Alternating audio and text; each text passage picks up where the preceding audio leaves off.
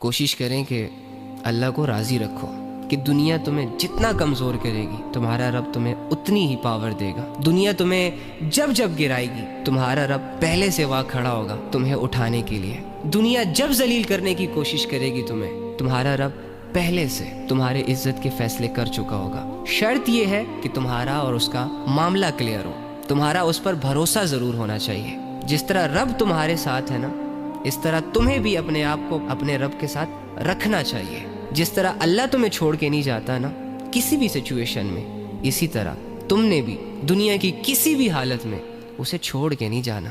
یہ نہ ہو کہ 2-4 خوشیاں ہاتھ آئے اور تم اللہ کے حکموں سے غافل ہو جاؤ. یہ نہ ہو کہ تھوڑی سی دولت ہاتھ آئے اور تم بھول جاؤ کہ اللہ کون ہے.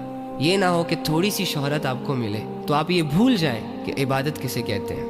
پھر دنیا کی واہ تو آپ کو نظر آئے, دنیا کی دولتوں, عزتوں, راحتوں, شہرتوں میں آپ خوب اپنی زندگیاں گزارنا شروع کر دیں.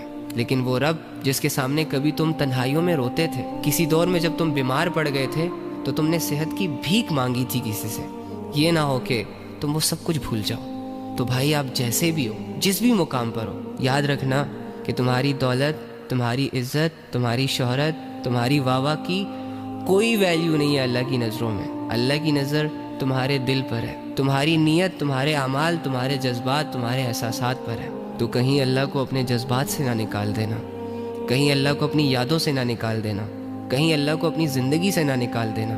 کیونکہ جن کی زندگیوں میں اللہ نہیں ہوتا نا, ان کے پاس بہت بڑی دنیا آتی ہے, ان کے لیے ہر گناہ آسان ہو جاتا ہے, وہ بہت مشہور ہو جاتے ہیں اکثر اوقات. لیکن دنیا کی شہرت, دنیا کی عزت, دنیا کی دولت, کل من علیہا فان, سب کچھ فنا ہونے والا ہے. کوشش کریں کہ اللہ کو راضی رکھو. کوشش کریں کہ 20-25 سال یہ جو زندگی کے بچے ہیں نا, یہ ضائع نہ ہو جائیں.